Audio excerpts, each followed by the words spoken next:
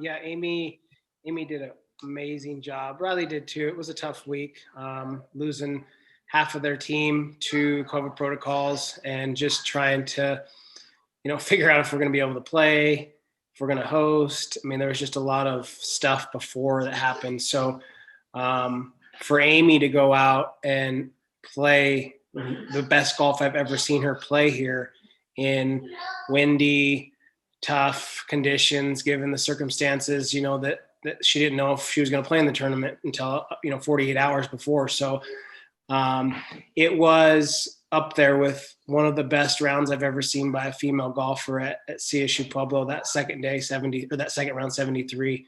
It was tough. It was blowing hard. She hit all the right shots, putted well, got it up and down from everywhere. And I was just so proud of her. I gave her a big hug when she finished. And I think it was relief for her. All the hard work she put in actually paid off.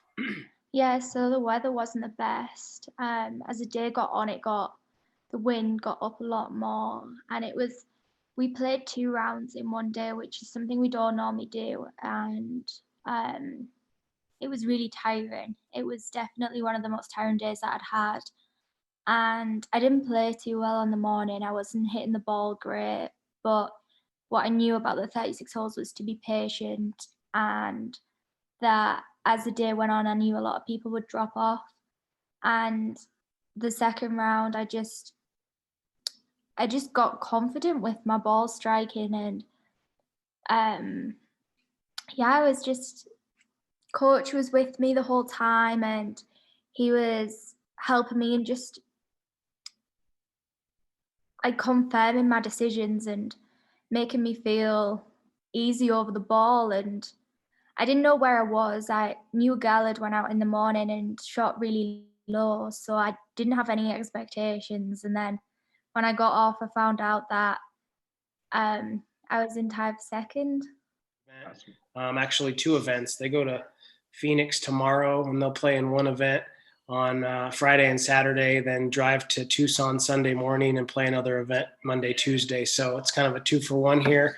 But we are missing one of our players. So again, just another tough week. We actually didn't practice at all together. We didn't work out as a team together. We're just trying to get to the point where we can travel. And they've had to hold themselves accountable, practicing and getting ready. And I've helped with that process, but it's really been on the players this week. So yeah, I think I'm not too sure, but as far as I know, I think we're playing in the morning, which is better than teeing off at around 12, because that afternoon heat, it's so hot, it's so different. I think it's meant to be 93 degrees while we're there, and we just haven't seen temperatures like that in Pueblo recently. So that would definitely take a toll. We need to start, I've been starting drinking water now to make sure we're hydrated, because you get on that golf course and there's no shade. You're just out in the sun for 4 or 5 hours. It's tough sometimes. Yeah, so definitely getting used to the weather. I think being out there for 2 tournaments beforehand, that's definitely gonna, even if we don't get used to it straight away, the more we're in that heat, the better it's gonna be for Armac.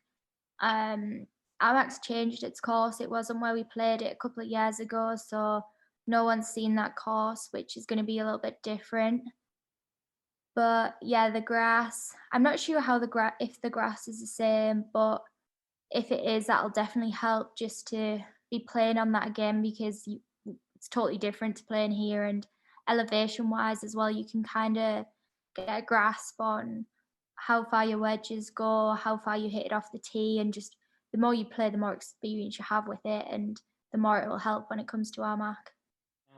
We're going to get 90-degree temperatures, perfect weather, everything that we haven't played in already. So it'll be interesting to see if their games are ready for perfect conditions and being able to hit the shots at the right time. So we're excited to get most of the girls back on the road, and then hopefully as soon as possible get the team, ready for the RMAC championship mid-April.